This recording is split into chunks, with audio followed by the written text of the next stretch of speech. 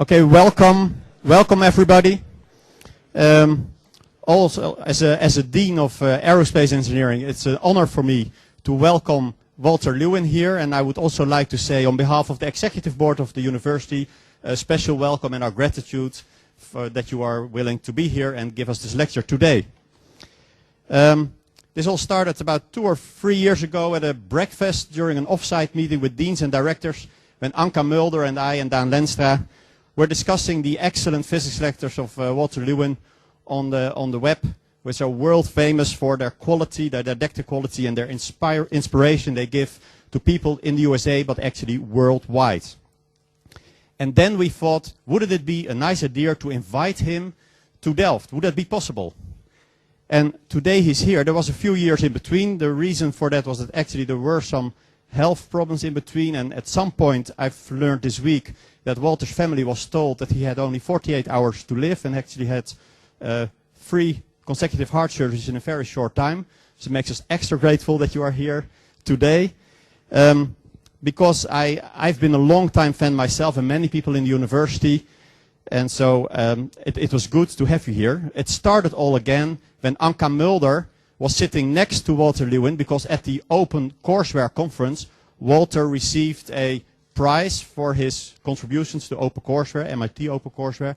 Anka Mulder was appointed as the next president of the Open Courseware Consortium, and that's why they sat together, and Anka asked again, Walter, are you still interested to come to Delft to give this lecture? You said yes, and that's why we have you here today. So he's very well known in the US by the general public, worldwide by many people who love physics and who love the lectures of Walter Lewin. But after his appearance last Monday in De Wereld Draait Door, he is now actually a star at the general public in the Netherlands. I mean, after his appearance, Twitter literally exploded. Walter Lewin was a trending topic worldwide. 600 persons tried to subscribe to the lectures today.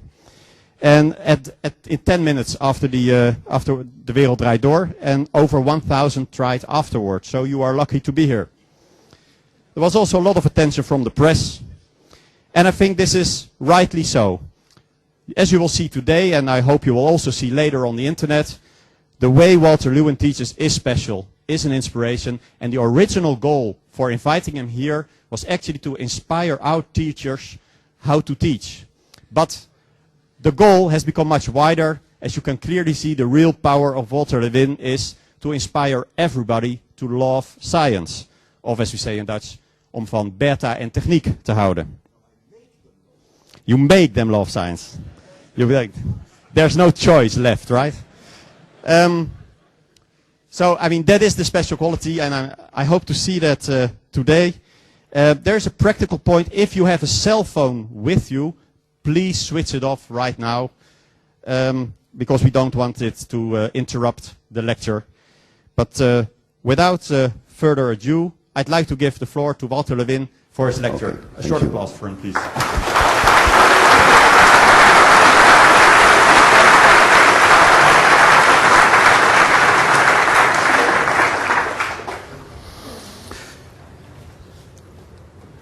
When I lecture for my students, I always try to make them wonder, tease them a little.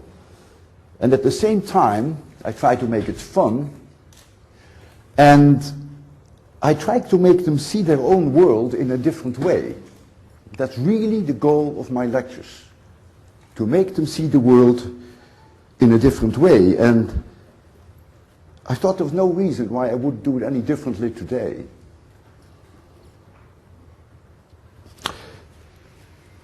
You've all looked at rainbows. And I bet you a nickel that most of you have never seen a rainbow. It's just like with art. Looking at art is one thing, but seeing art is something very different, because that requires education. Today, I'm going to make you see a rainbow the way you've never seen it before, and your life will never be the same.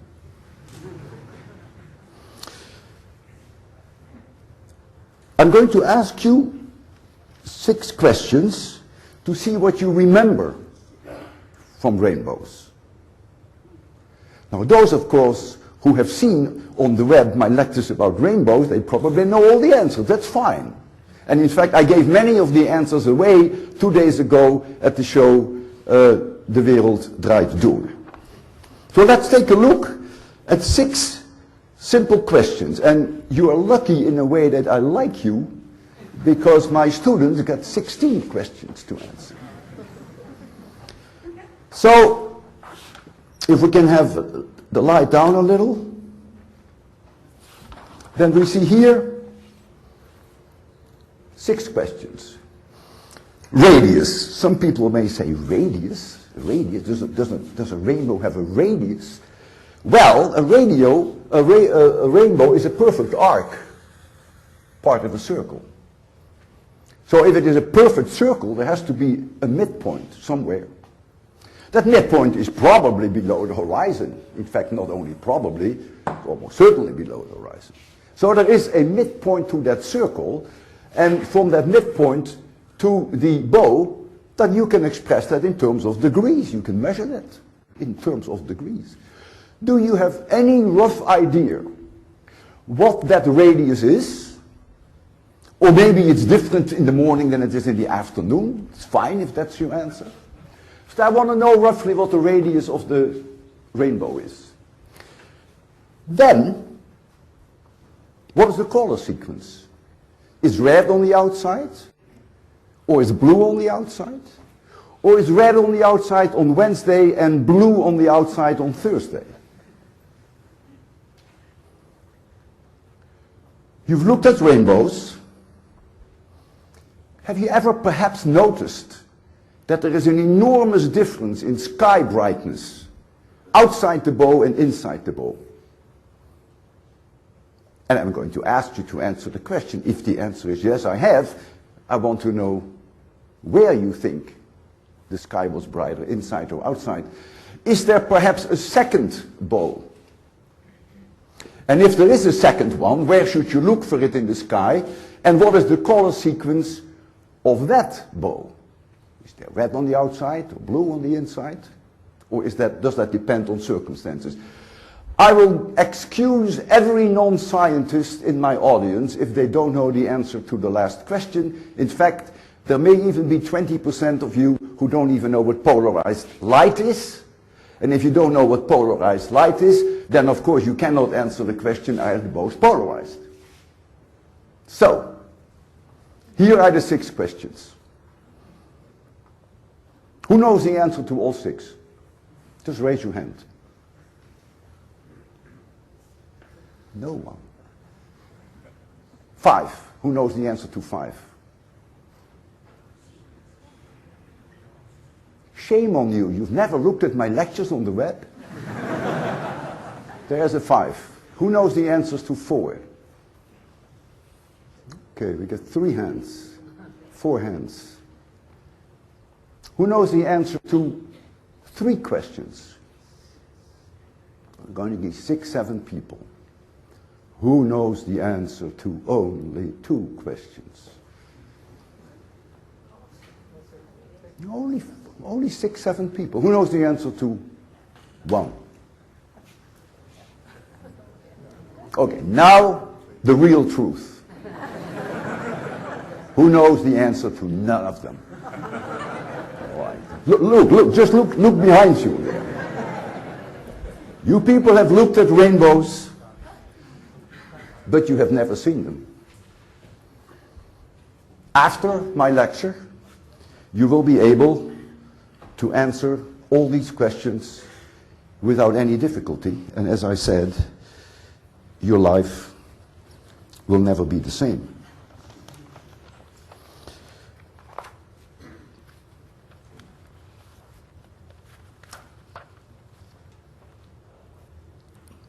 There is a law which the Dutch people think was invented by a Dutchman in the 17th century.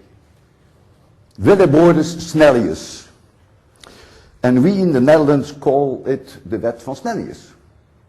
And in the United States we call it Snells Law. Almost no one knows that this law was already discovered 800 years earlier by someone else, but that's a detail. Just call it Snell's Law because we're now in the Netherlands, and so it's certainly allowed to call it Snell's Law. Snell's Law is going to play an important role, I'm going to write it down very shortly, in the formation of the rainbow. Clearly Maxwell's equations are a must, but I will not bother you with that, because then most of you would probably leave very shortly. So let's stick for now with Snell's Law and see what happens when light strikes a drop of water.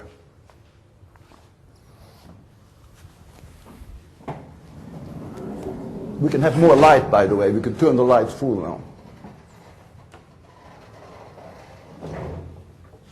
Here is one drop of water. I've made it spherical. And the sun is at the left, and light strikes this water drop everywhere.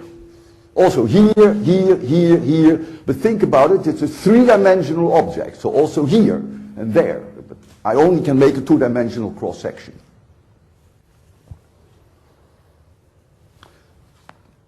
We define in physics as the angle of incidence, that is just our language, every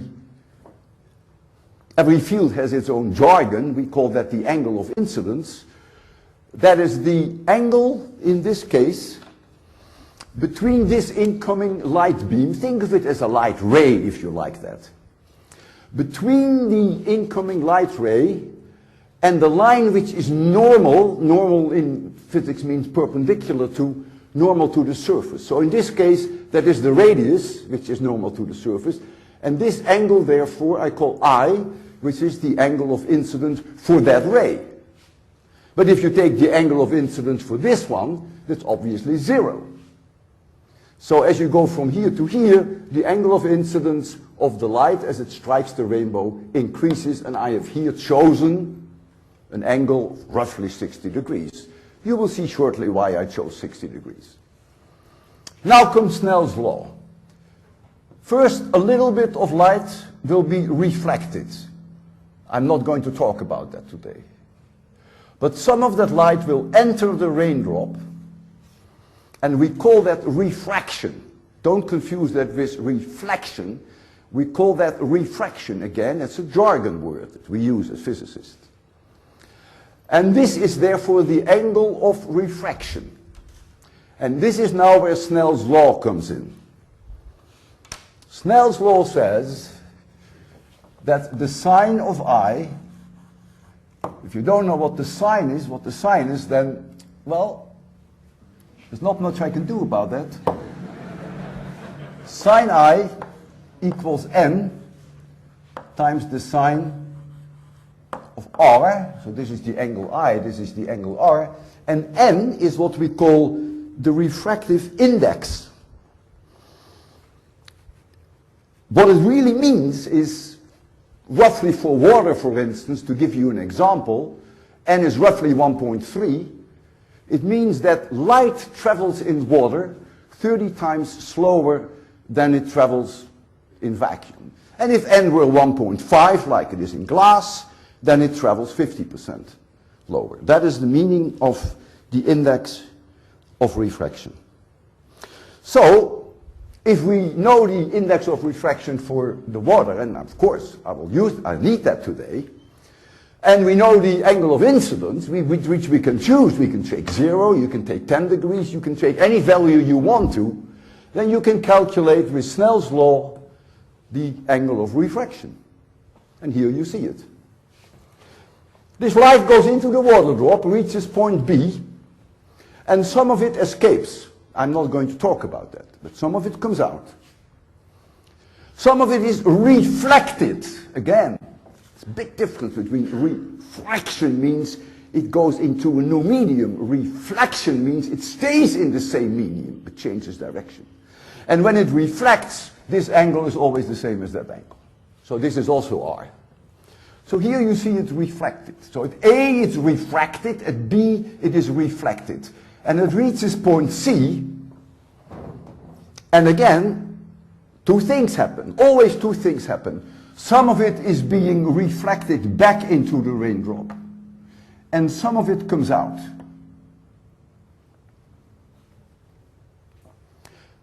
And if you apply Snell's law, then you can show that this angle I here happens to be the same as the angle I there. So let's now look at the fact that light comes in this direction and comes out in this direction. And so I will define an angle, phi, which is the change. This angle phi here is going to play an enormously important role in the rainbow. So again, the light came in like this one, comes out like this, and we're looking now at this angle phi.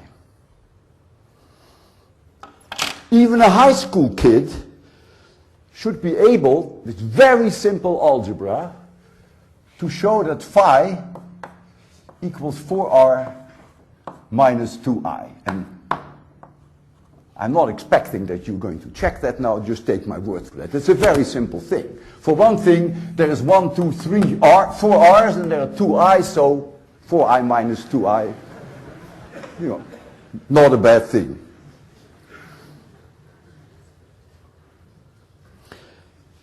If I is 0, and I hope you all see that the line is 0, the angle between the normal to the surface and the light, the angle is 0, then Snell's law says, well, you see, r is also 0, doesn't matter what n is, so therefore it goes straight through, it reflects here, and it comes out here, so it comes out in the same direction that it came in, and indeed, if you say 4 times 0 minus 2 times 0 is 0. So phi is then 0.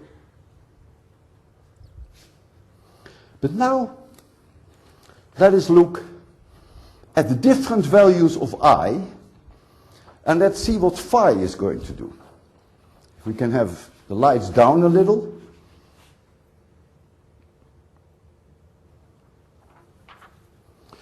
I have chosen here a mean value for the index of refraction for water, which I'm going to change very shortly. But this is a mean one somewhere between blue and red. The spectrum, solar spectrum, as you all know, goes all the way, as you would say, all the colors of the rainbow, so to speak.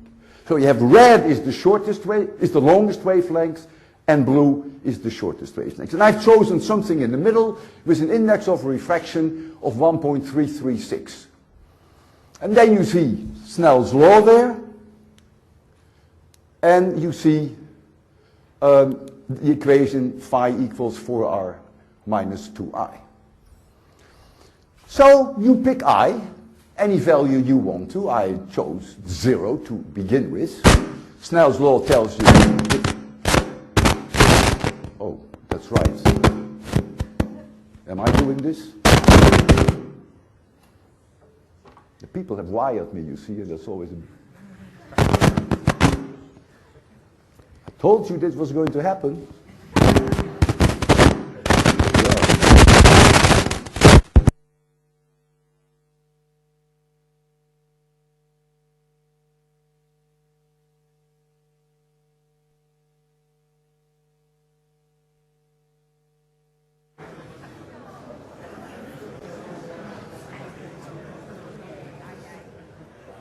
I still need that laser pointer which I had in my pocket. Okay. So we have here I equals 0. And so r is 0 according to Snell's law. And so phi is 0. You've all seen that. So now I go up in I, and it's easy to calculate r because you know Snell's law, and so you can calculate phi using this equation. And as you go to higher values of I, then you see that phi reaches a maximum value if you go further up on the water drop, then phi goes down again. This is one of the most important facts that form the rainbow, that there is a maximum value for that angle of phi.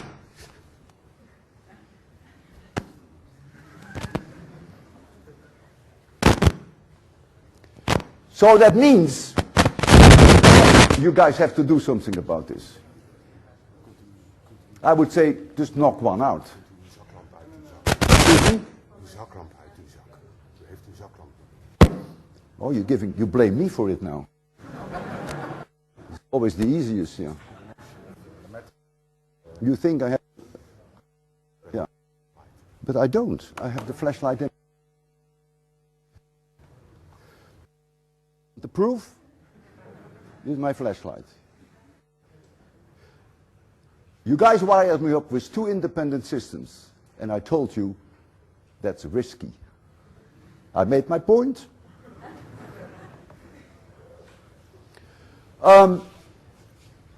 So where were we? So this angle phi can be 0, can be 5 degrees, can be 10 degrees, can be 20, 30, 40, and then there comes a point that it can only be, that it can be no higher than 42.6 degrees. In this case, roughly 42 degrees on the rest. So it cannot come out here.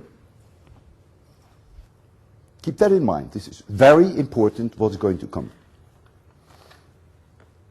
Now, I'm going to be very specific about colors.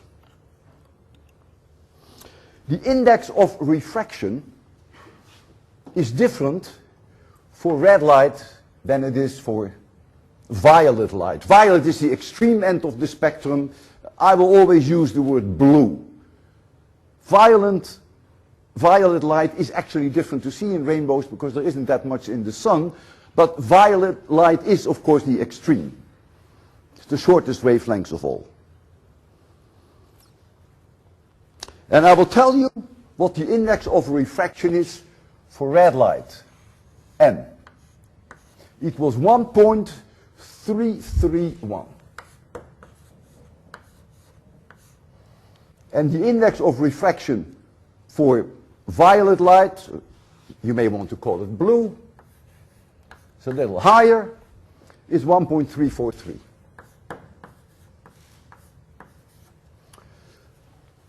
So now, you can go through a similar exercise with a different value for N, and then you can find out where are these maximum values for phi for the different colors. And they are obviously not at exactly the same location because N is different. So you find now that for the red light, the maximum value, phi max, equals 42.4 degrees.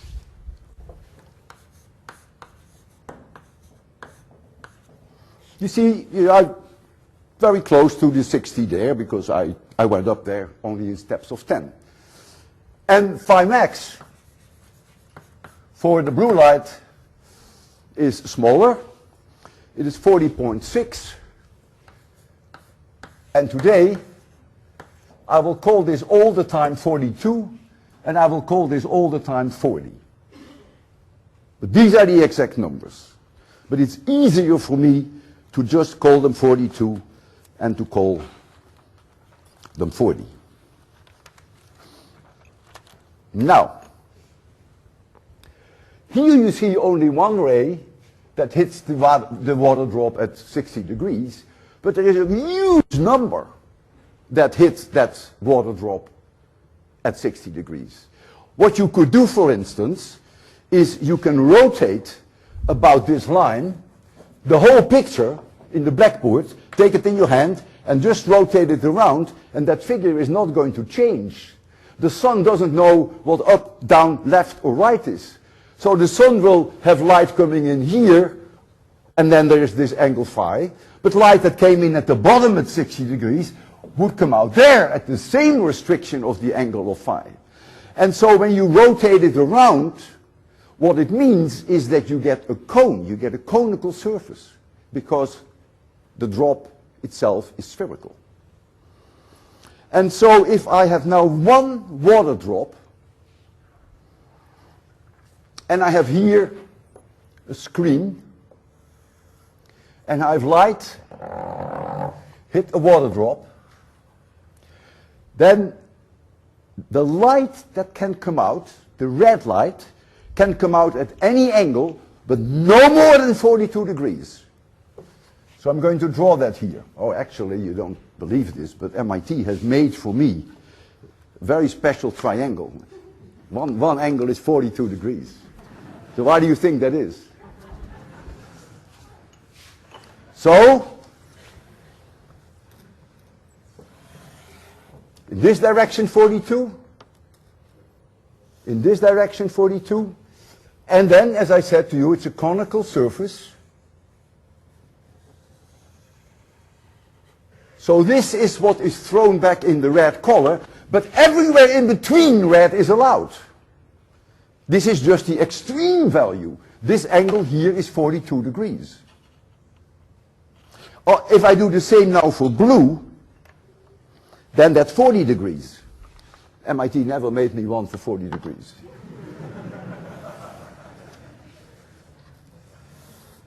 And so now,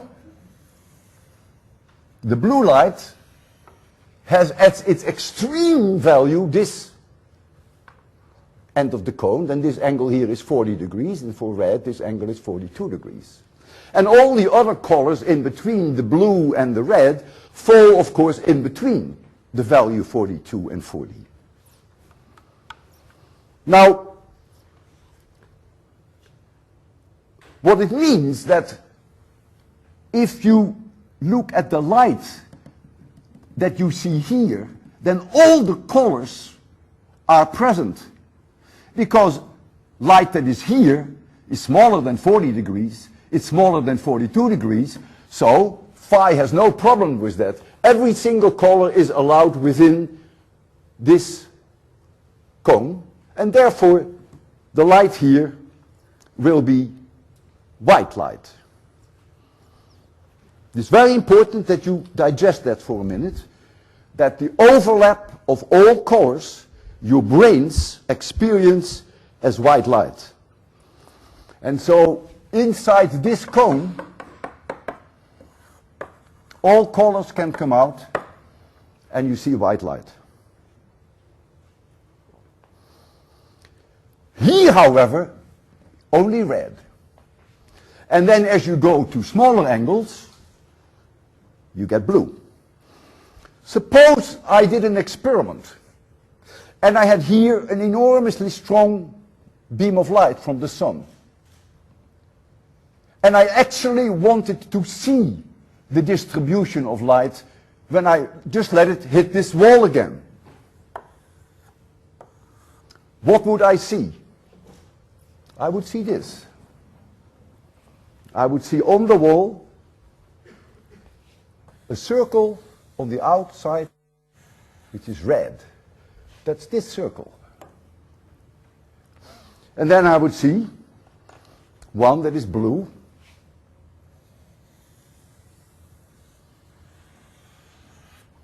I would see here white light.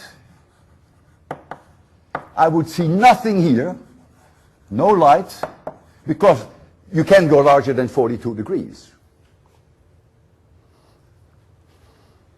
Now, if there is a very smart person in my audience, and I'm sure there are quite a few, they would say, you cannot see blue. Because where there is blue, there is also red, because red can come out there. 40 degrees is smaller than 42. So at 40 degrees, you get green, you get yellow, you get blue, you get red, you get everything, so it should be white. However, it just so happens, whether you like it or not, that at the maximum values of those 5 values, the intensity of that light, so this is now phi, and I'm going to give you what red light would be doing. Red light, low values of phi comes out, and then when it hits the 42 degrees, there is a peak in it. The green comes, and when the green hits its maximum value for phi, there is a peak in it. And then the blue comes, which is the extreme end of the spectrum, and it peaks. So even though it is true that at this value for phi of 40 degrees there is also red and green, the blue dominates. And that's the reason why you actually see in the rainbow the blue quite distinct. It's an important issue that you realize that each one of those colors becomes very strong near the turning point of phi. So now we haven't seen a rainbow yet. For a rainbow, we need millions of water drops. And so let's assume that you stand somewhere.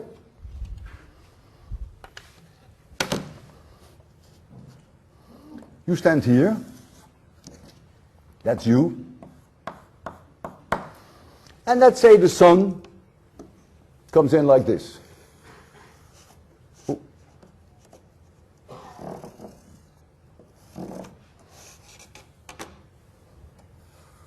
Sun is 150 million kilometers away from us, so all these rays from the sun are parallel.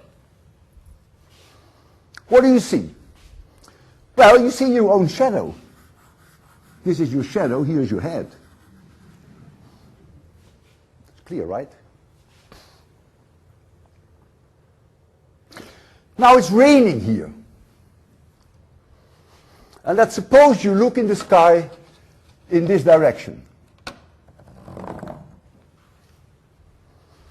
And you can pick any drop of water now, any drop of water on that line. There is one little drop here, and that little drop produces that cone of light that we just discussed. Each drop produces this cone of light.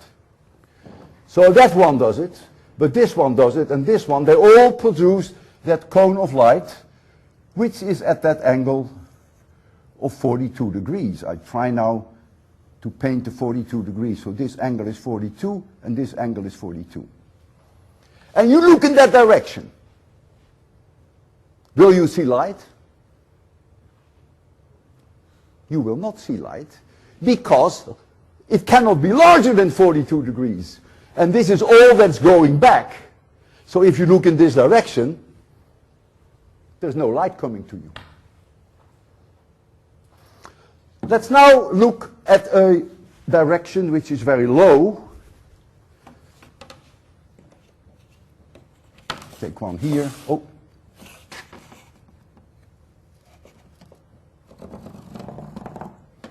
And you can pick any raindrop there as you please, anyone on this line. I'll pick this one. And now I'm going to put this 42 degrees here, and the 42 degrees here. What will you now see if you look in that direction? Come on, I want an answer. In the worst case, you're wrong. What light will you now see? Exactly, you got it. You got it. You look straight into these cones of each one of these raindrops. And so you see white light. Now I'm going to look in a very special direction. And that direction is 42 degrees away from this line.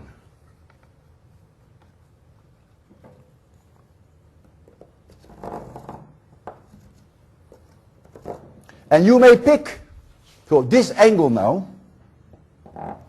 is 42 degrees. I have selected that.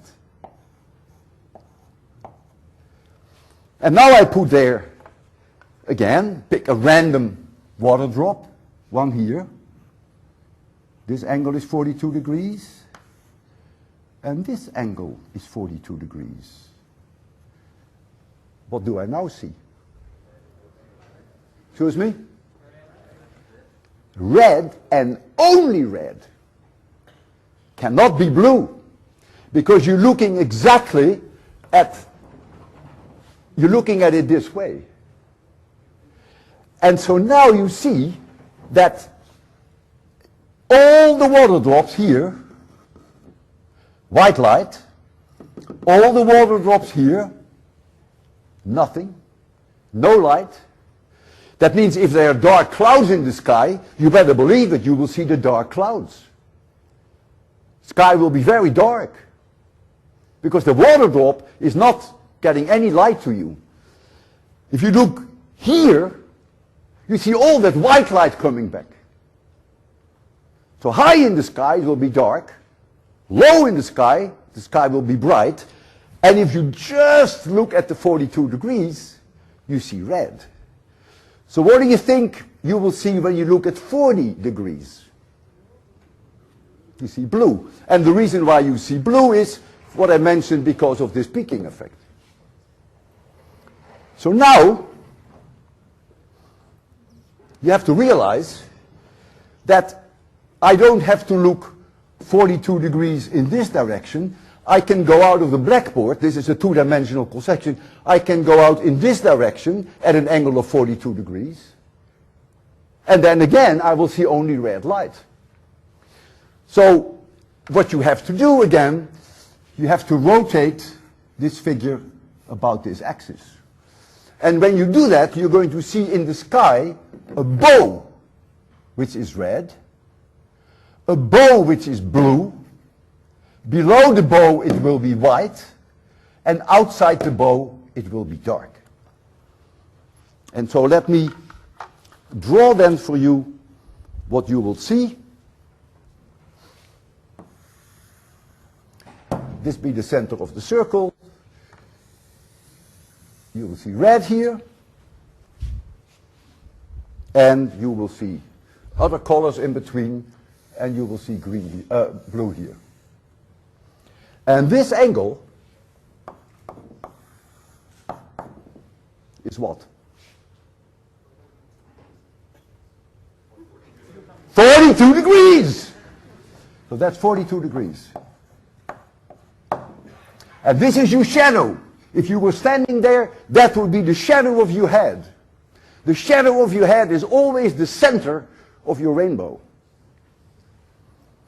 And so 42 degrees from that shadow, you look at the shadow there, the sun is behind me, I go 42 degrees in this direction, red. 42 degrees in this direction, red. 42 degrees in this direction, red. 40 degrees in this direction, blue. 40 degrees in this direction, blue. And that gives me the bow. What do you think you will see here? White. The sky is bright. White light. What do you think you see here? You see dark clouds. Very dark clouds because it's raining. And so here, it's very dark.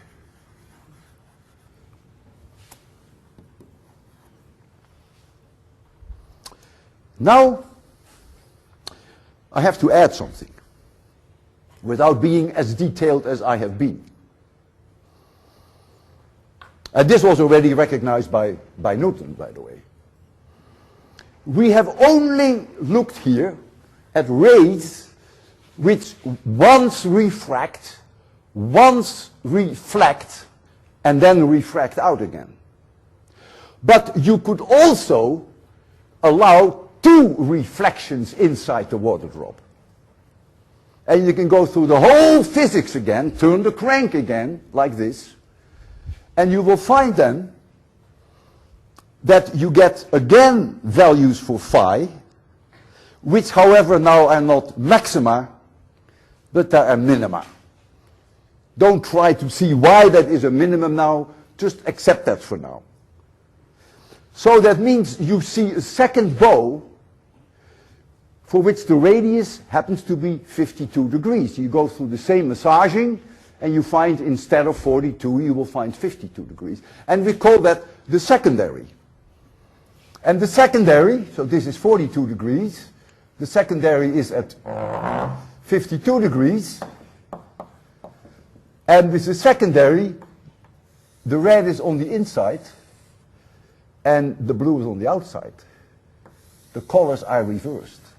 The secondary is substantially fainter than the primary, which is one of the reasons why many of you may never have seen this, because the primary is so impressive.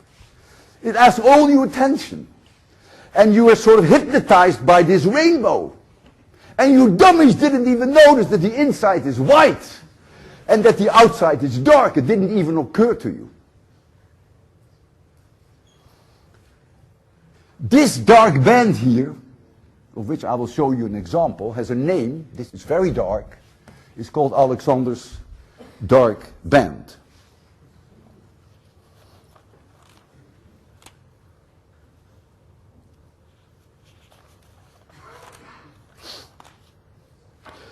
I now would like to look at some slides to see whether that supports, in a way, what we have been discussing. So we don't need the overhead projector anymore.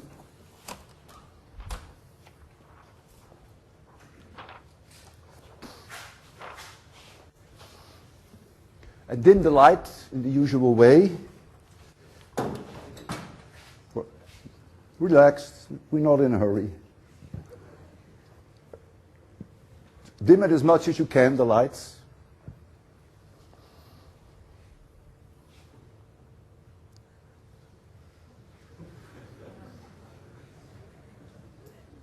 Is the dimmer not working? It's another difference between MIT and the TU.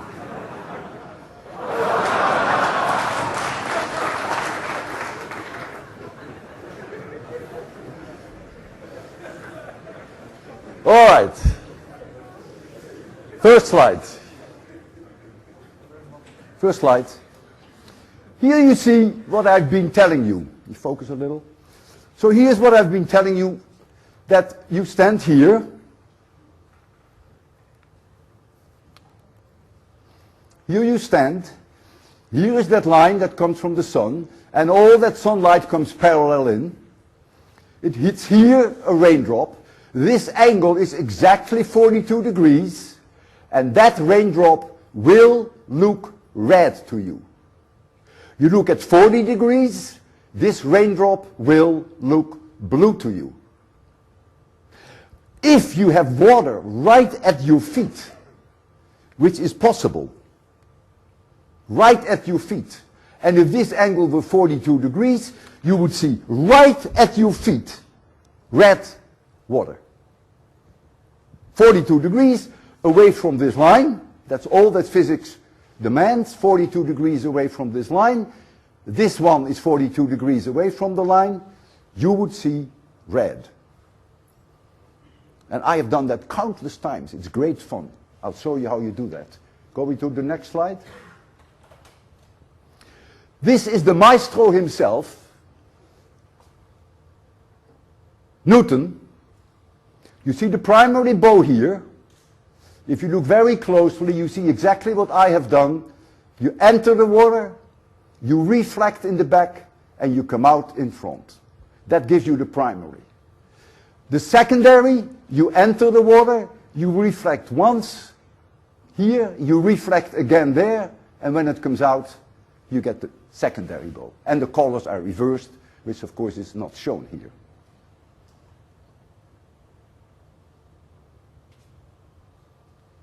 Notice in this direction you would see your shadow, which is of course parallel to these lines. Next slide.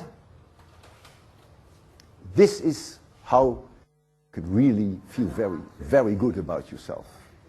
You imagine you're in your garden and the sun is high in the sky, that's a necessary condition, and you're spraying your lawn and you feel like a king because you're being surrounded all the way around you by a rainbow. Because look, this angle, 42 degrees, but it's also 40 degrees in this direction and 42 degrees in this direction.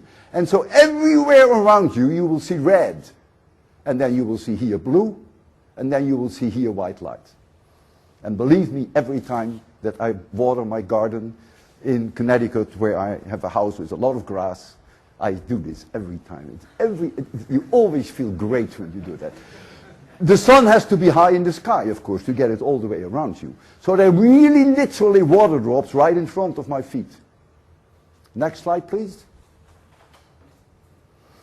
This is a painting from Turkey from the 8th century. And it's probably religious because you see here, but in the Bible it says, I do set my bow in the clouds. So it has a religious background, no doubt. Now you wonder, why is red not on the outside and blue on the inside? I think you have a choice out of 3. Either the artist didn't notice that red was on the outside, and so, yeah, he just made a mistake. One possibility. The other possibility is maybe physics in the 8th century was different from what it is today. And then there is the third possibility, that the artist purposely did this for artistic reasons.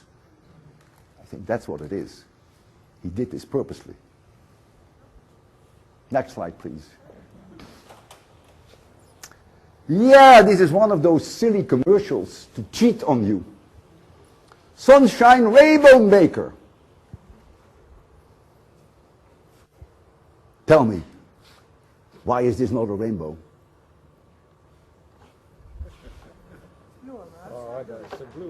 Why is it not a rainbow? I want to hear it loud and clear. Because red is not on the outside! That I wanted to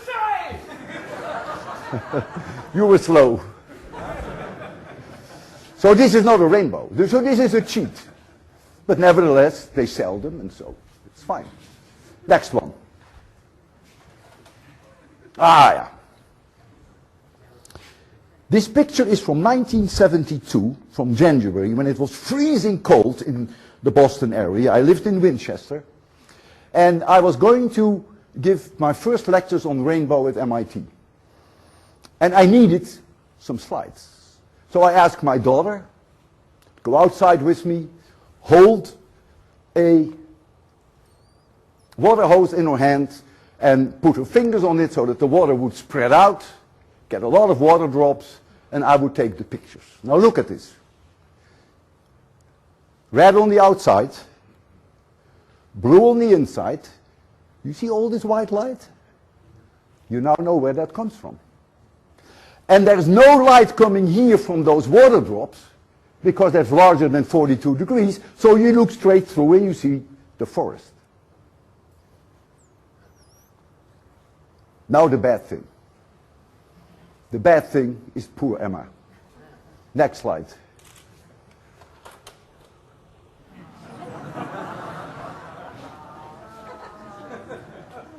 She was crying. She really was. It was freezing. But look at the result. Red on the outside, blue on the inside. Look at all this white light. My kids occasionally had to sacrifice for the sake of science. And now she appears in many books. Now she loves it. This was 1972, 28, almost 40 years ago. Next slide, please. I made this primary over my driveway in Winchester, and my goal was to also see the secondary, which is very difficult because the secondary is very, very faint. But since my background is so beautifully dark, you see the secondary here. You see the primary, red on the outside, blue on the inside, and then you see here clearly a bow whereby red is on the inside and blue is on the outside. Next slide. Picture from a friend of mine, which he took in Austria. Water from a waterfall, red on the outside, blue on the inside. Look at all this white light. You all know where it comes from now. And outside 42 degrees, you look just straight through and you see the forest. Next slide. One of my favorite pictures, taken by Doug Johnson. This is taken at the VLA, Very Large Array Telescope in Socorro in the United States. Radio telescopes.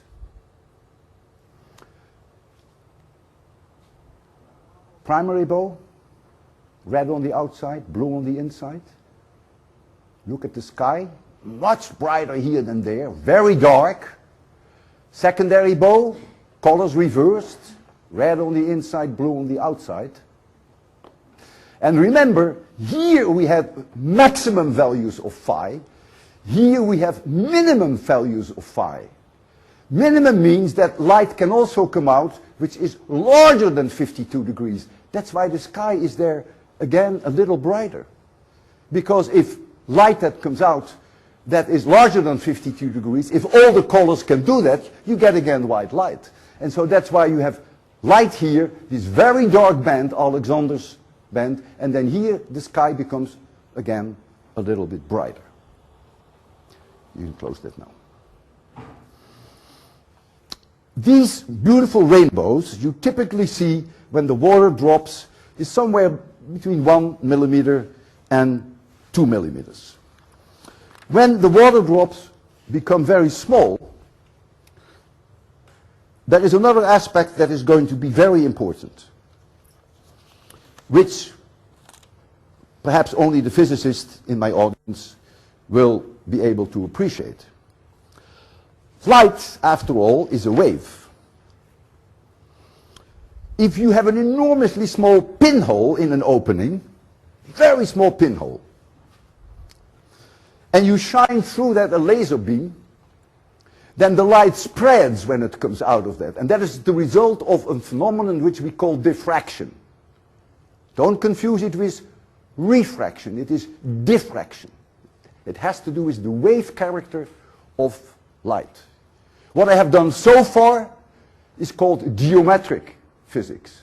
Rays, just lines, Snell's law, nothing spreads. Diffraction makes things spread. And when the water drops get much smaller than 1 millimeter, this effect of spreading is very noticeable. The red spreads out a little, the blue spreads out a little. The colors can therefore sometimes become a little fainter. But whenever you have diffraction, you have a phenomenon which is known as destructive and constructive interference. That the red color at certain locations can become totally dark, and at other locations it can be very bright. And this phenomenon of diffraction will cause then that you see in the rainbow dark lines. When you see those, you know that the raindrops were probably smaller than, say, 0.5 millimeter. I'll show you an example shortly, not yet. If now we make the raindrops even smaller, and we go to something like 30 microns, which is about the size of the raindrops in fog, it probably would not rain. Drops 30 microns, it's not rain. 100 microns, it might still rain. 30 microns, it may not rain. But you may have in the sky this fog hanging there with these 30 micron small water drops. The diffraction becomes now so important that all the colors of the rainbows are smeared out over each other. And what do you think happens when the red is over the blue and the blue is over the green and the yellow? Everything is over everything. What color do you think you're going to see? You're going to see a white rainbow. And it's often called a white fog bow, for the reason that I just mentioned, because it's rare, very rare that it rains with such small water drops. When I gave this lecture for the first time in 1972, I told you already why, my daughter, there was a student in my class, Carl Wales, who within 1 year sent me some fantastic pictures of white rainbows. He was at Fetcher Island, which was 340 miles from the North Pole at that time. And he took these pictures at 2 o'clock at night, but it was in December, so the North Pole in December dark all the time. Oh, sorry, it's the other way around. He took it in July. The sun was out, and at 2 o'clock at night, when the sun was out, he took the picture of the white rainbows. And I'll show you them here on the next slide. So they were taken in the middle of the... Oh no, you're right, first this one. This one shows these dark lines. Do you see them? There's a dark line here, and we call these supernumerary bows. So this is the result of diffraction. When you see white rainbows, the diffraction is enormous. And that's the next one from Carl Wales. Next slide, please. So here you see the white rainbow taken in the middle of the night in July when the sun was out. And notice this darkness here. That is clearly the effect of what we would call supernumerary. And the next one is actually a close-up of a white rainbow. Yeah, I get it. And you see here beautifully this phenomenon of supernumerary bows. You see, really the effect of diffraction is enormous.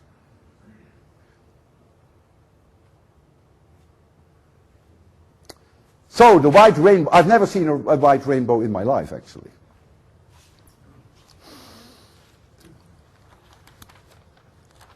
I would like to ask you a question. And then I will be more patient. But I'm going to ask it to you.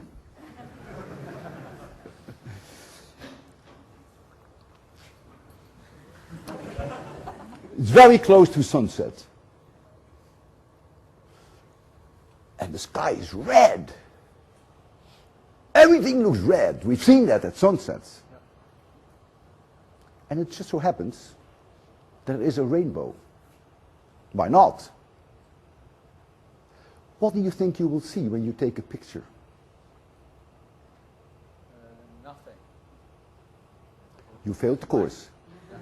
Overlight. You failed the course with red light. Red light from the sun. But if you actually make a photograph and you don't have your diaphragm correctly set, it happened to me. Well, forget photograph. I, Walter Lewin, am looking with my own eyes. The sun is setting. I see a rainbow away from the sun. What would I see? What? A red rainbow. A red rainbow. What would you see inside the bow? Just red. That's right. No longer white. He and I were together in Delft. We lived together for 1 year. Inside the bow is no white light now because there's only red light. So inside is going to be red, but there's no reason why the red rainbow wouldn't be there at 42 degrees away from the direction from the sun. Should be red. Can I have the next slide? This is what you will see. Isn't that fantastic? So the rainbow has lost all its colors because there is no white light. But there's red. And the beauty is not only that you see here the strength of the red, the fact that it is brighter there than inside is the result of this. So that's where you see the edge, the bright red, and the other red is all this. And so you see inside the bow now red light.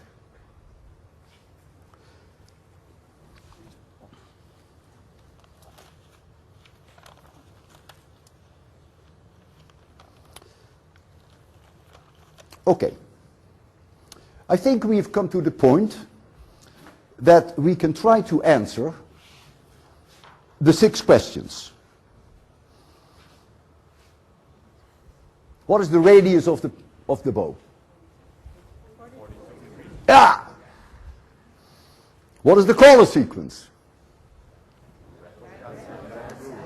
And blue on the inside.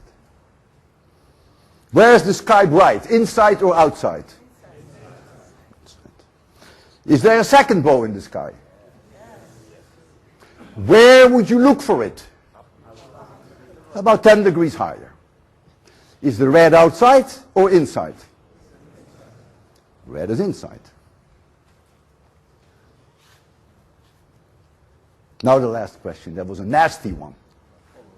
You remember the last question? Is the light of the rainbow polarized?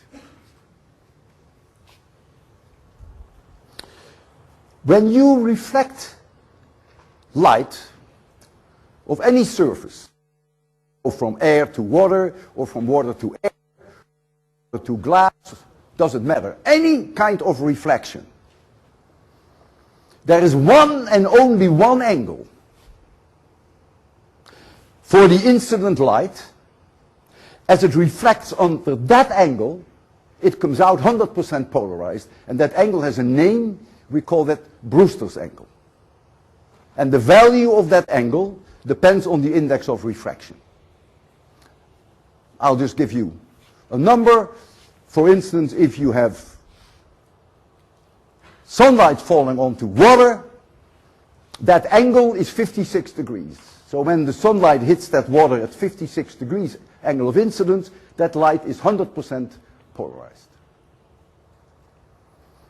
Now, if you calculate the Brewster angle for the reflection from going from water to air, here I go from water to air, here is the air, here is the water, and here is the reflection.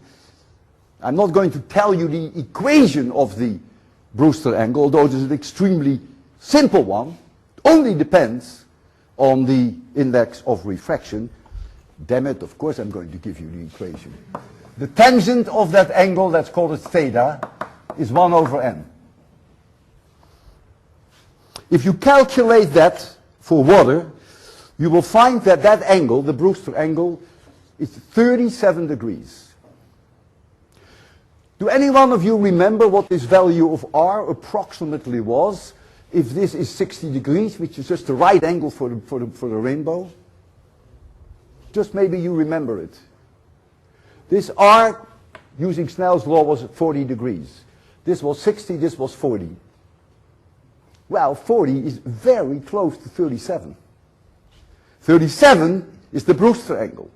So if this angle were 37, it would come out 100% polarized. While within 3 degrees, it is almost 100% polarized. And so if you look in the sky at a rainbow, then the linear polarization here is like so, here is like so, here is like so, and here is like so. Both the primary and the secondary bow are highly linearly polarized. And I'm going to demonstrate that to you today too.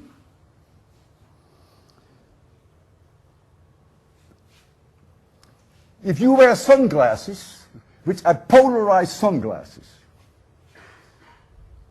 why would you wear polarized sunglasses?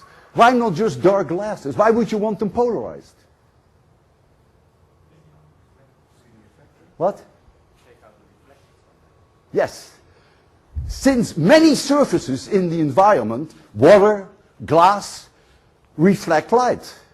In many cases, not in all, are you close to the Brewster angle, and so you get polarized light coming at you, and then if you're lucky, your sunglasses may kill it. So you actually do it to suppress reflection. The direction of polarization of all polarized sunglasses is like this. That means if you wear polarized sunglasses and you look at the rainbow, you don't see the top of the rainbow because the rainbow light is polarized like that and your sunglasses kill it. And that happened to me more than once. I walked on the beach with a friend of mine. We saw a beautiful rainbow in the water, actually, in the water of Plum Island when waves moved in. I saw a beautiful rainbow just for a split second. It was gone. We had to wait 5 minutes. Another wave came in. Nice rainbow.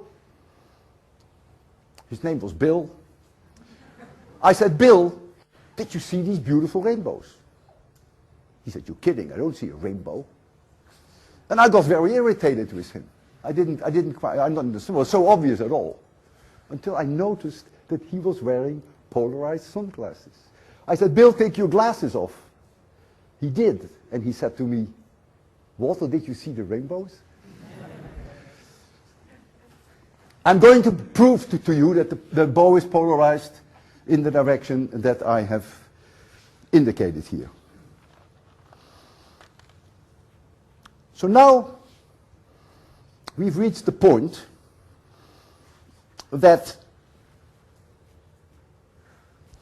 what I said 2 nights ago to, what is his name? Matthijs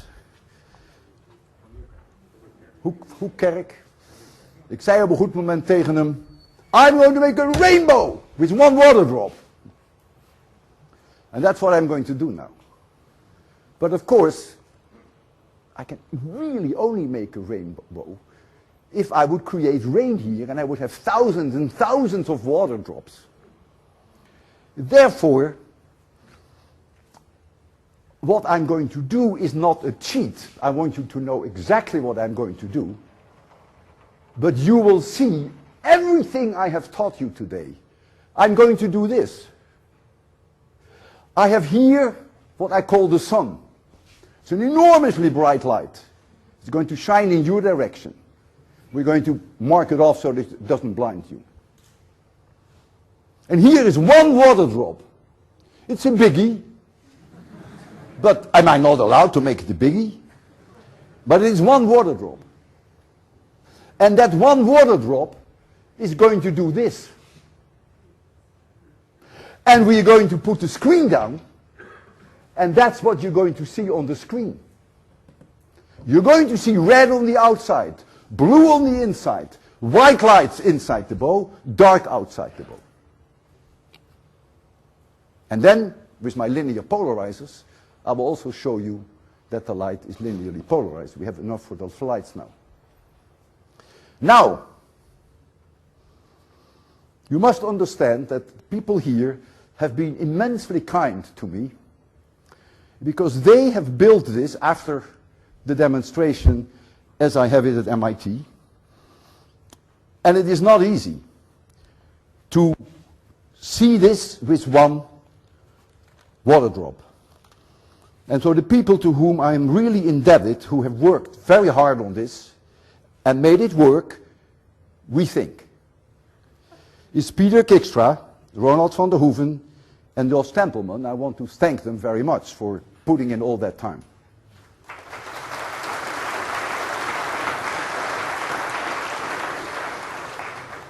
I will tell you what the major problem is. The light has to be extremely bright. 1 water drop, you know, what do you expect? You need a lot of light.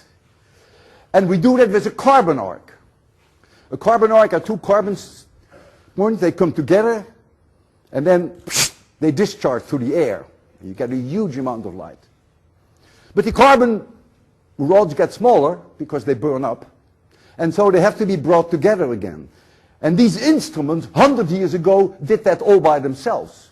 But this instrument is probably 100 years old, and it's no longer doing that. Yes, it's still showing you the spark, but it doesn't want to do this. And so Ronald, who was crucial, instrumental in building this instrument, is going to lie here on his knees for you. And he is then going to try for maybe 1 or 2 minutes to keep the sun going. This is a protection for your own eyes. That's enough. It's not critical.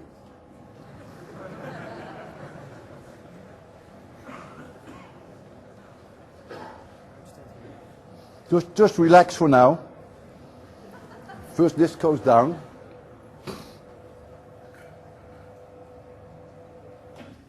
Okay. So he will turn the sun on very shortly, not yet, just wait a little.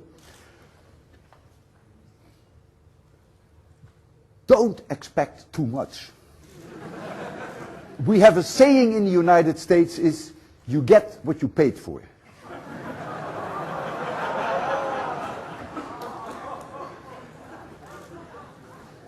One water drop. And here is my polarimeter.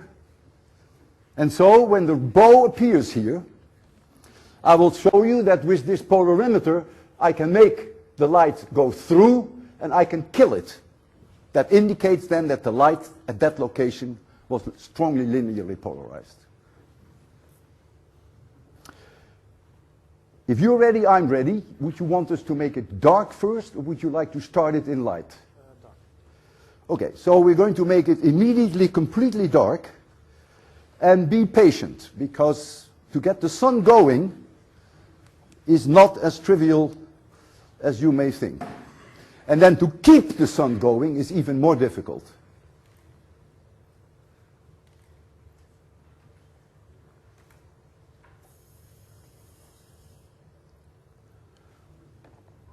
You got it! There's the bow! Red on the outside.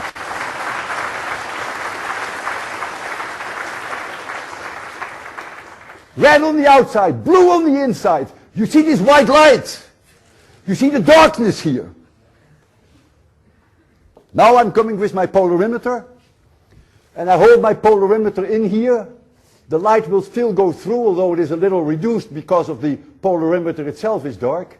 And now when I do this, you see nothing coming through anymore. And I can do it here. You see nothing going through. And when I hold it like this here, the light does go through. If you can keep the sun going for a little while, you're doing incredible, Roland. You see the red light here?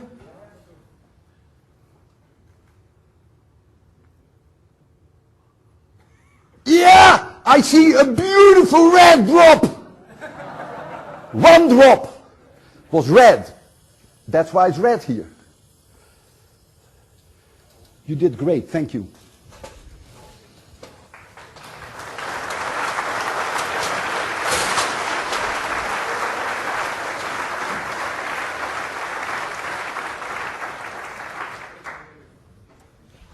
Thank you, it was terrific. I can take this away again so that you appreciate, you know, that there was really one drop of water there.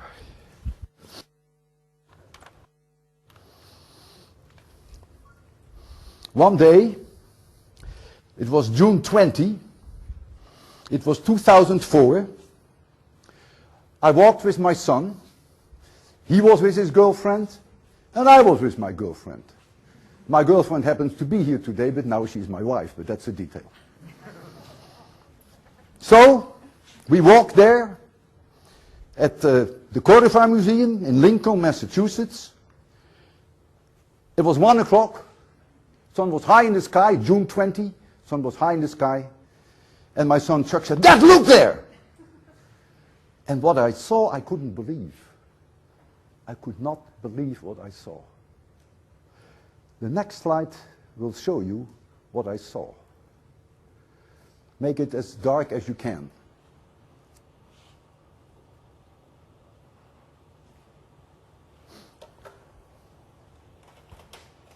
This is what I saw.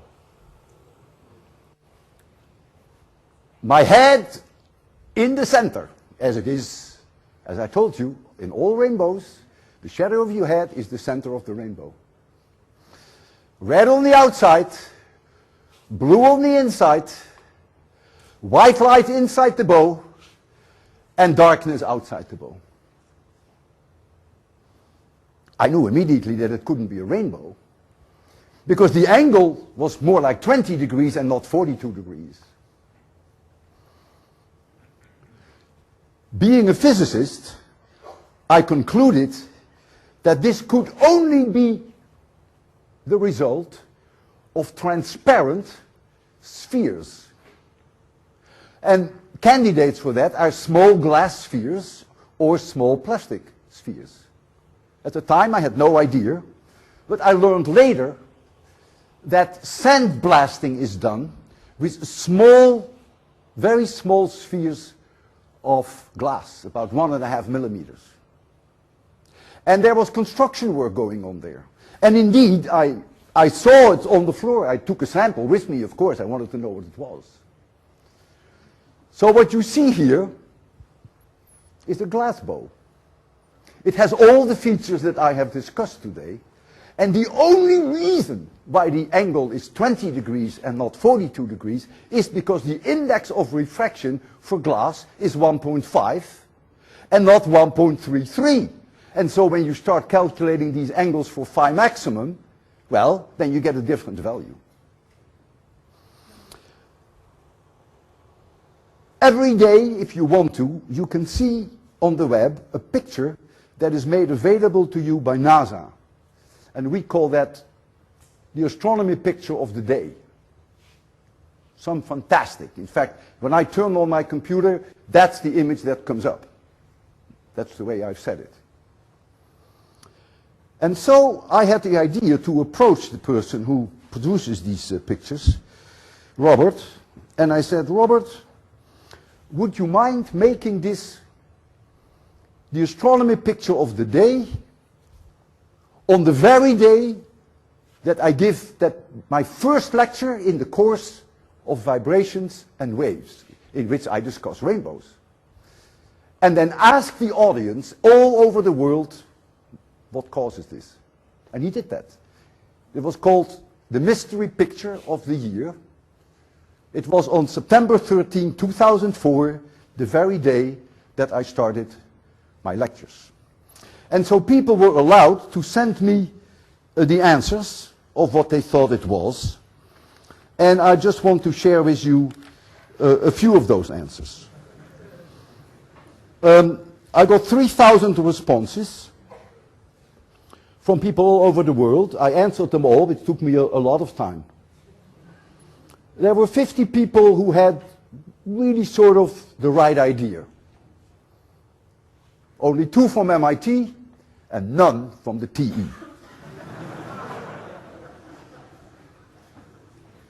But there were really only 5 of the 3,000 who fully understood the entire physics behind it. And now I will read to you some of the answers. Very popular was, you're looking at an atomic explosion. Well, very likely, right, that Walter Lewin takes a picture of an atomic explosion which is happening right in front of his feet. Others said it's a solar eclipse. It's very popular, solar eclipse. And then there were several people who said the rings were caused by the vibration of a jackhammer. Now that's really imagination, isn't it? Red on the outside, blue on the inside, white light inside, jackhammers. Listen to this one. This is a beauty. It's the sun shining through a peephole like those you find in sex parlors. And then he put between parentheses, I know.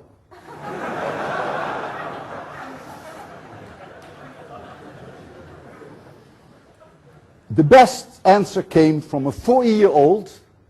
His name is Benjamin. He wrote me a handwritten letter, not over, no email. And he said, you painted the picture with crayons and then you photographed it.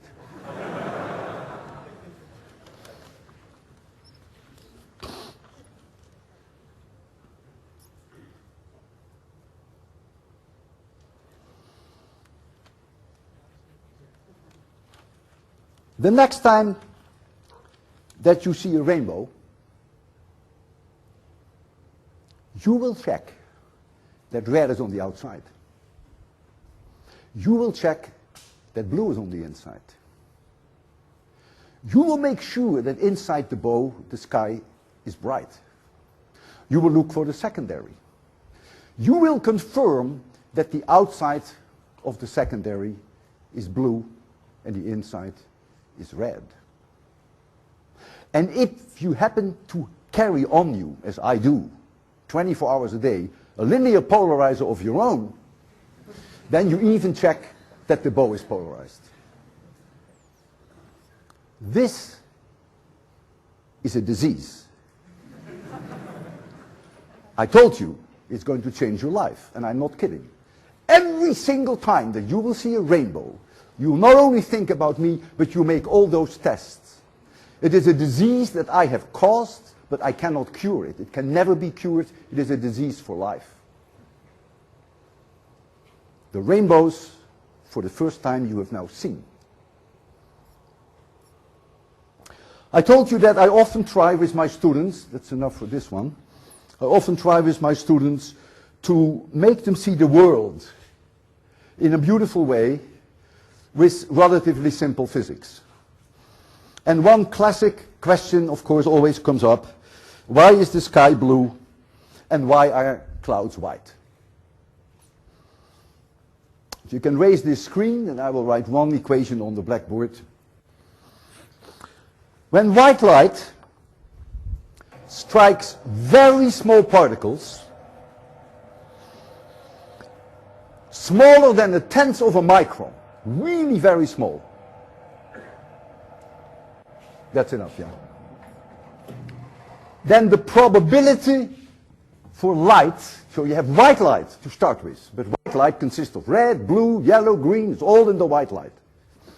So if that white light strikes particles which are smaller than a tenth of a micron, then the probability for scattering is 1 divided by the wavelength of the light to the power 4, and we give that the name Rayleigh scattering. And since blue light has a wavelength which is about 1.5 times smaller than red light, the probability that blue light scattered is 5 times higher than that red light scattered. In the upper atmosphere of the Earth are lots of particles smaller than 1/10 of a micron. There are naturally occurring density fluctuations of the molecules themselves. And when the light scatters of those, blue is highly preferred. So if you stand here and the sunlight comes in like this, when you look here in the sky, you see blue light. When you look here in the sky, you see blue light, because blue light is preferred because of Rayleigh scattering.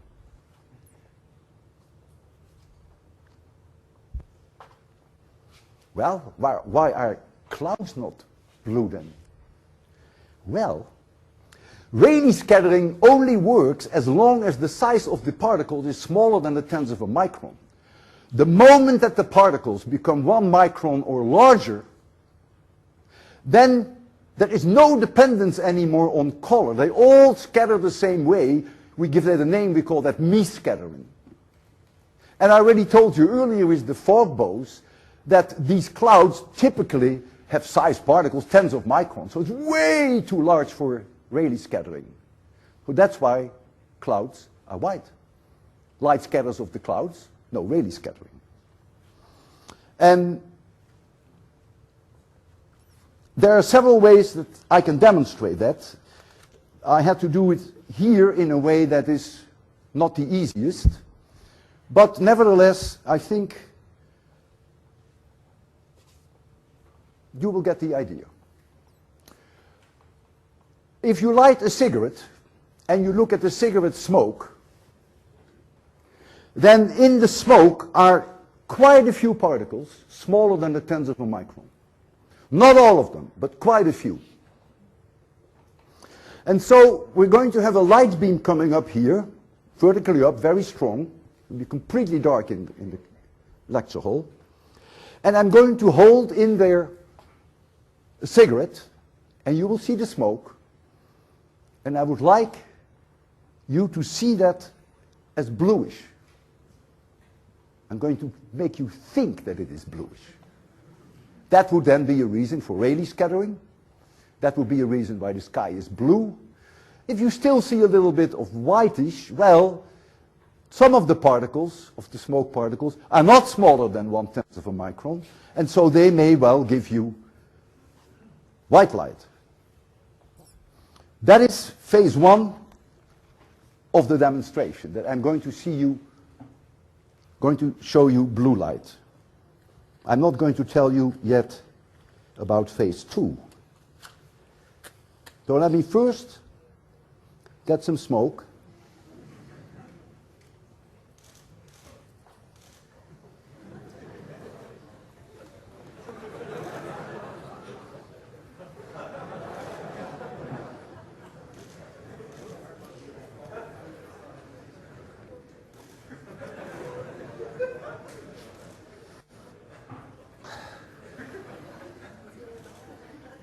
Okay, all lights off.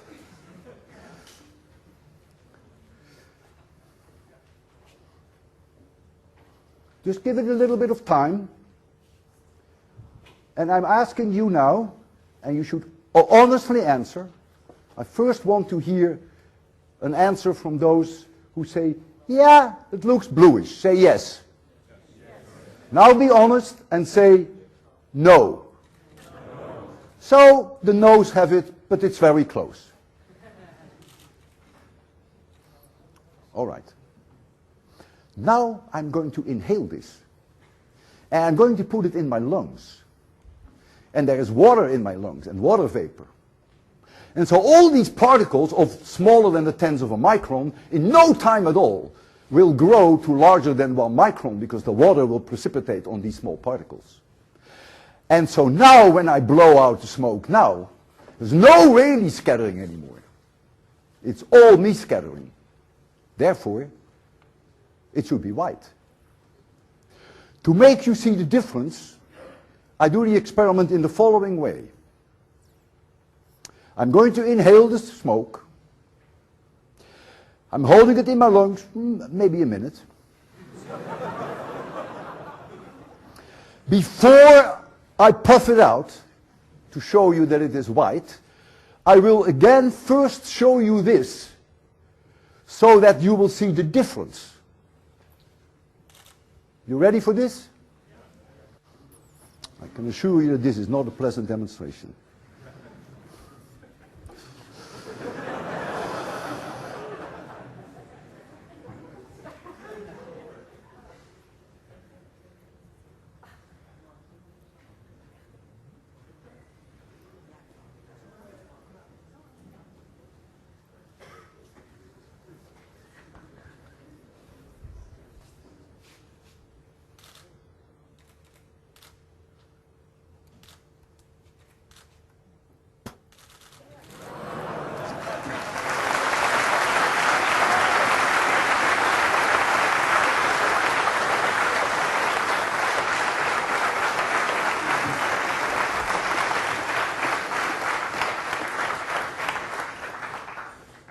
So now you know, for life, you can turn the lights on again,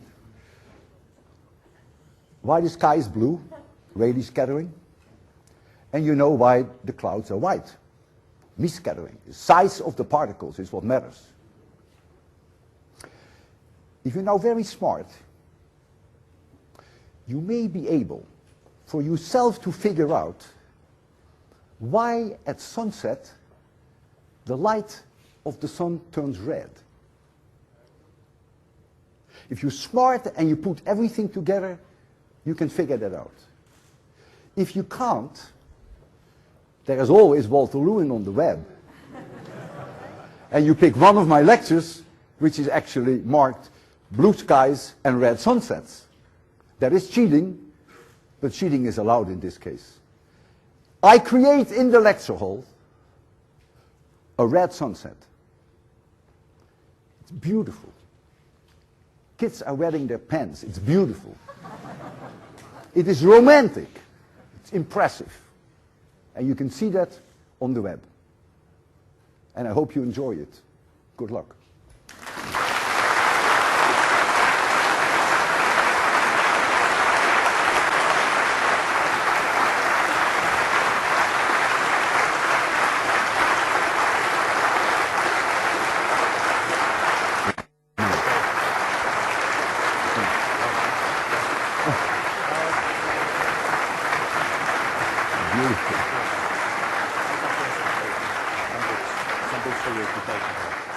Thank you. No, thank you very much, Walter. It was impressive. I remembered part of the rainbows, but not everything, so I didn't dare to raise my hands at 6 questions, and I wasn't the only one. Oh, by the way, buy my book For the Love of Physics. It's all in there. Yes, I have it. It's all in there. I have it and I can recommend it because there's much more in that book than you could tell today. I also would recommend to check out his lectures on the internet, on iTunes U or YouTube or the OpenCourseware website of MIT. Thanks again very much, Walter, for this lecture. I would also like to thank the people, the team inside our faculty that made this possible. Yolanda, you emailed a lot with her to arrange everything. The people from the FMVC you already mentioned for arranging this and for marketing and communication. I'd also like to thank you all for being here today and taking your time to see this. Again, hope you will indeed love physics now, because I know that is the end goal of Walter Lewin's lecture. Thank you very much, Lewin and Walter, and It thank is you all. allowed to ask questions. We agreed upon. Okay, That's okay. I wasn't aware of Maybe that. for Good. 10 or 15 minutes. So, I may not know any the questions? answer, but you can ask the question. We'll see. Any questions in the audience? If anyone asks a question, there's going to be a microphone, I heard, that was going to be moved around. Yeah, is there a third rainbow? Is there what? Is there a third rainbow? Excellent question. People will think I planted that question, but I didn't. The answer is yes. The third rainbow is in the direction of the sun, whereas the other two that I have discussed are away from the sun. Sun is there, primary, secondary. The third one has a radius of about 42 degrees. Unbelievably coincidence that it happens to be the same as our primary, but it is in the direction of the sun. And when you look in the direction of the sun, you can imagine what happens. It's very faint because every reflection makes the bow fainter. The secondary is fainter than the primary. And so the tertiary is even fainter than the secondary. Yet, the tertiary, the third order rainbow, has been first seen this year. I think it was May, and was published. I want to show you a slide which will tell you how difficult it is to see the third rainbow.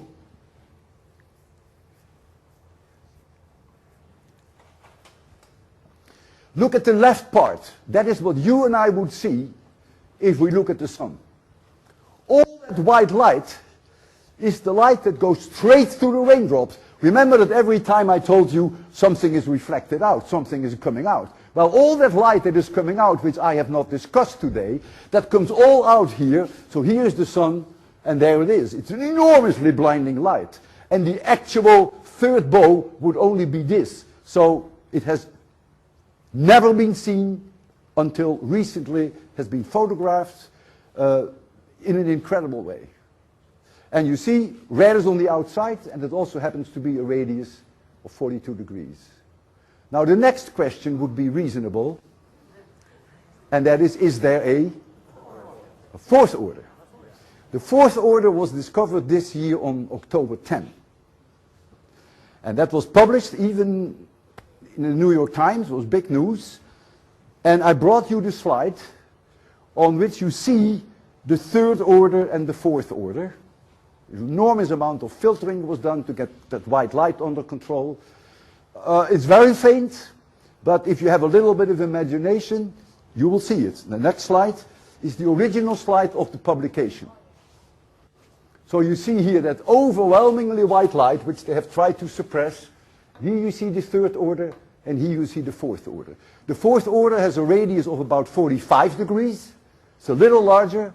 And the colors are reversed over the third order. You can see that. The red is on the outside of the third order, and with a little bit of imagination you can see that the red is on the inside of the fourth order.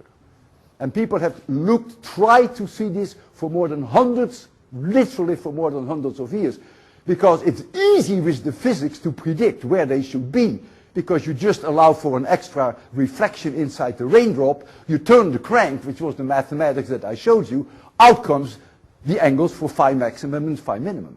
But of course, the simple fact that they were faint and in the direction of the sun, that's why it has taken hundreds of years before it was photographed. I give you an A+ for the question. You passed the course. Any other questions? Maybe I missed it, but did you mention the radius of the rainbow? Did I mention the radius of the rainbow? Are you kidding me? It was your second or third. Would you please come here?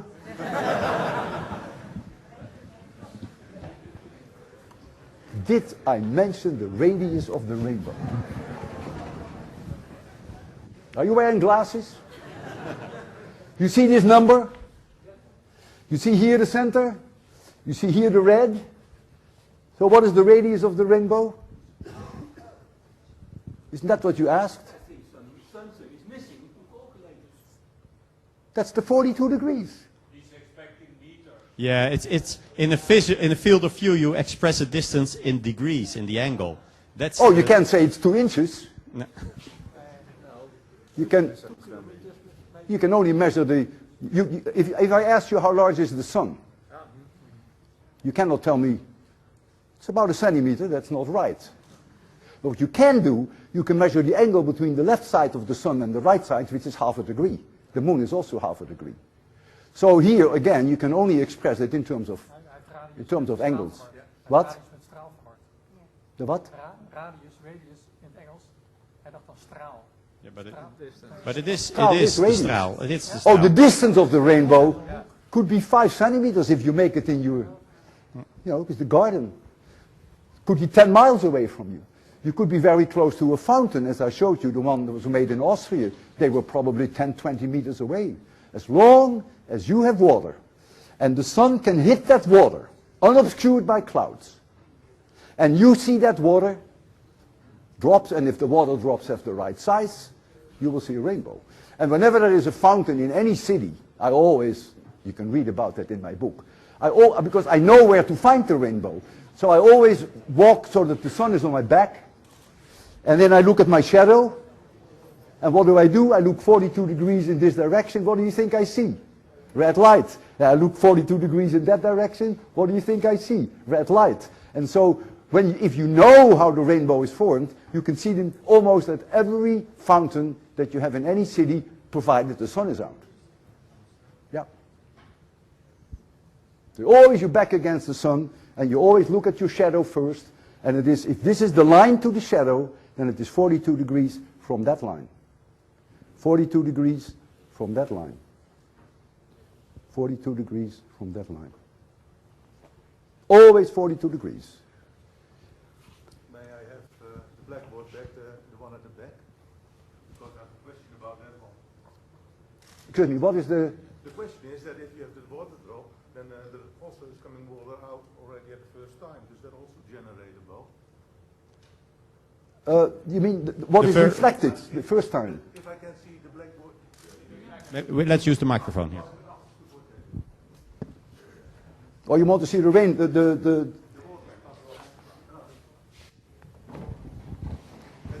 whether this produces a rainbow? Yes. The answer is no. And A? This produces a rainbow? The answer is no. Okay, that was... But this one is a second reflection. Yeah. So this one is a candidate, because it hasn't left a raindrop yet. But there, no rainbow due to this lid, and no rainbow due to this one. It has to have at the minimum 1 reflection inside. 2, you get the secondary. 3, you get the third order. 4 reflections, you get the fourth order. And for all these cases, you can calculate with extremely simple maths the angle's maximum phi or the minimum values for phi. I see there a hand all the way in the back. What is the question? Do we have rainbows with moonlight? Yes. Yes. Full moon helps because you need light. Yes, they have been seen. I'll tell you something, which is also written in my book. One day I got up late. 10 o'clock in the morning or so I got up. I took a shower. And I look, and I see a rainbow. I see 2 rainbows in front of me. 2.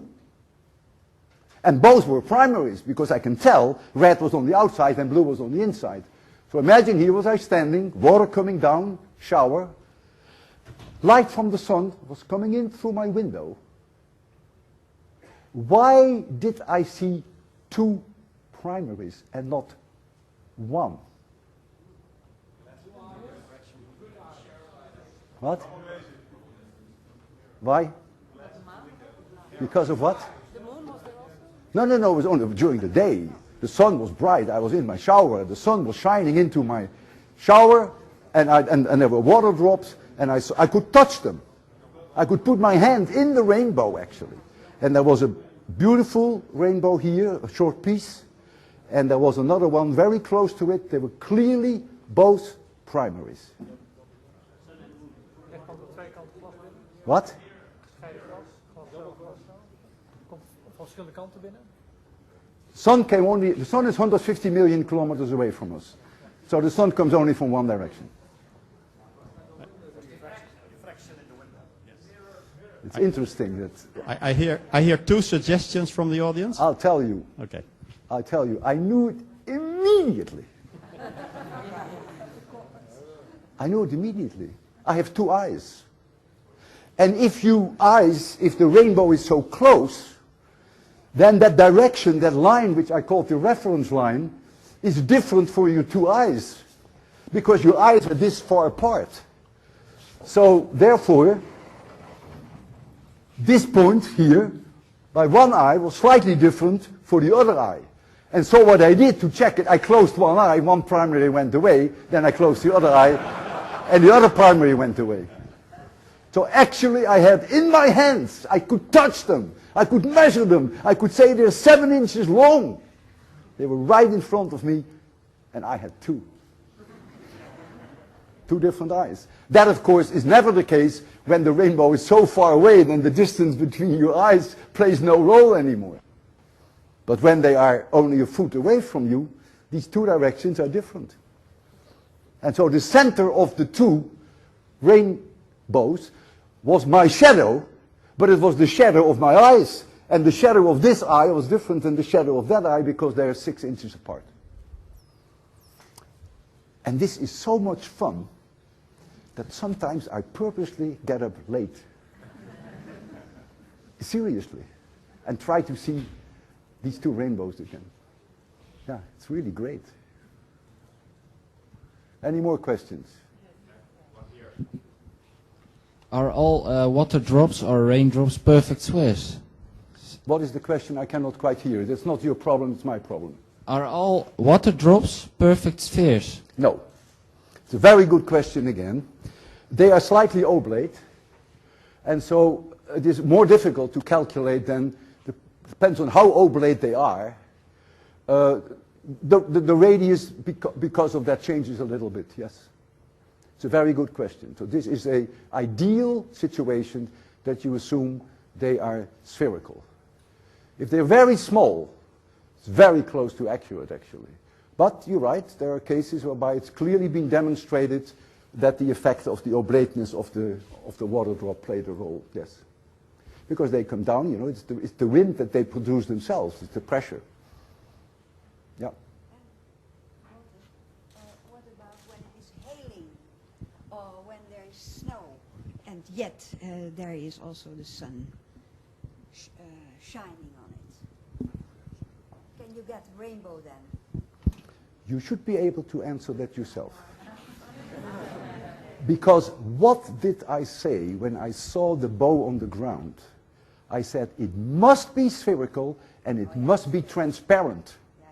It must be transparent because it got to go in and reflect.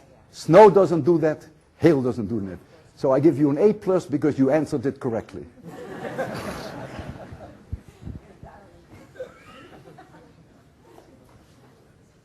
There's another question there.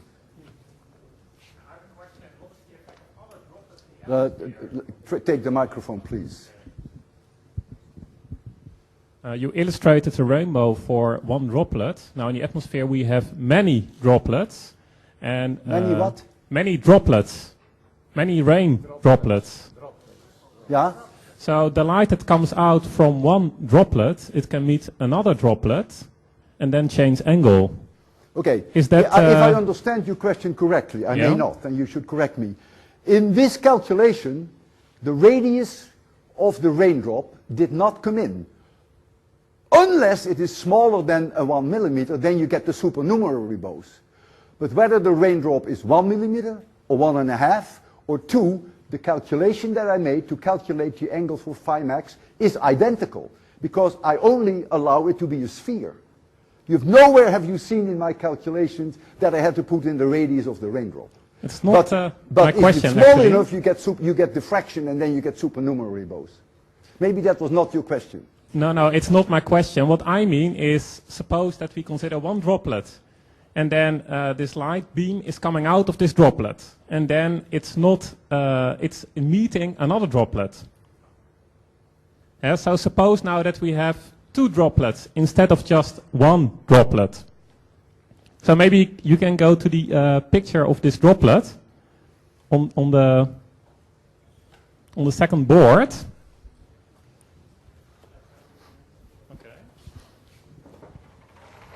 So the question is if the light that comes out of the drop meets another drop later, right? That's a very good question. If you look in that direction, any raindrop in that direction will be blue if you look in 42 degrees. All of them along that line.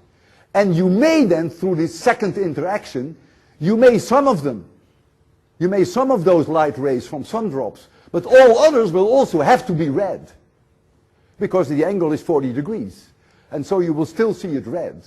But you're absolutely right that you may lose some due to a reabsorption of the red light. That's what you're saying, right? The red light that comes out is being absorbed or is being scattered away by another ray. Well, then you've lost that one. But I can assure you that since all of them along that line have to be red, the overwhelming result is still red. But it's a very good question. Yeah, it's a secondary scattering in a way. Very good question.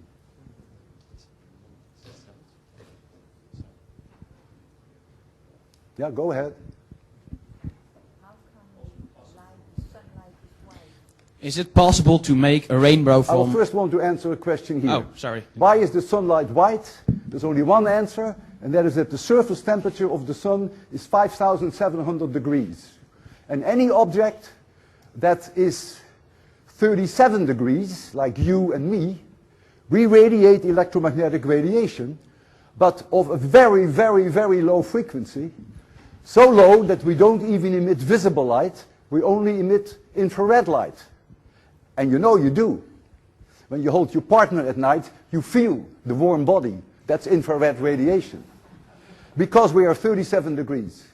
If now you take a coal that you have or a piece of wood that you burn in your fire, you already get up to 2,000 degrees. Now it already begins to be emitting visible light, red light. And so the higher the temperature of a star, the more blue you will get. And if you look at the sky, you look at Betelgeuse, is red. That means the temperature is very low. It's even lower than our sun. Our sun is 5,700 degrees. There are stars in the sky which are only 2,000 degrees, and they look red. There are other stars in the sky which are 20,000 degrees surface, and they look blue. So the simple answer why the sun emits white light is because of its temperature, uniquely determined by only one parameter, and that is the temperature of the surface, 5,700 degrees. Okay, there was a question there. Can you make a rainbow out of polarized light? Excuse me? Can you make a rainbow out of polarized light? I would assume you could. Let me just think about it in what problem you would run into. If you, I can draw you on the blackboard what I didn't do. I didn't want to make it too difficult. That if this light is unpolarized, that means the electric field vector, I assume that you know what that is randomly moving in all directions, right, to you. That's unpolarized light. If this is the Brewster angle, it comes out polarized like this. So the electric field vector is now polarizing perpendicular to the blackboard. Yeah? So let us assume now that you really want to be a bad boy, and that you're going to use linearly polarized light here, which is 100% linearized in this direction. Then nothing will come out here. And so then you have killed the rainbow. So it depends on the direction of your linear polarization. But if the linear polarization here were like this, that's fine. Then it will reflect here beautifully and will remain 100% polarized. So it's a matter of how you do then, how you set up the experiment. Only very weird people, but I hope you are one of them, only very weird people would want to do this. But that, I mean, you have the right spirit. That's the way scientists think. It's a very good question. And if you understand Brewster's angle, then you can give the answer for yourself. So you want to avoid to send in light that is polarized in this direction. But this is, of course, going a little bit too far. Do you know, who asked the question? Do you know what circularly polarized light is? If you say no, then I stop answering. You do not know, okay. Because with circular polarized light, it would always work. But the linear polarized light is tricky. Mr. Lewin, oh. Excuse me? I miss a question. If you rotate this one, taking as you did to generate your cone, then if you have, then that angle also rotates and the polarization stays in one direction. I missed the question, I'm sorry. It's probably not your problem, but my hearing. In order to generate your cone on the left-hand side, you have to rotate that picture of that drop, right? Yeah, but that's nature does that for you. Sure. Because the sun sees the sphere. I agree. But now if you have polarized light like you have there, and if you now rotate it, then the polarization stays the same, but the angle rotates. So you Well, isn't that what I told you? That's exactly what I told you. I even demonstrated it. The reason, therefore, is that here the linear polarization is in this direction, here it is in this direction, and here it is in that direction. That takes that into account. So it follows the bow.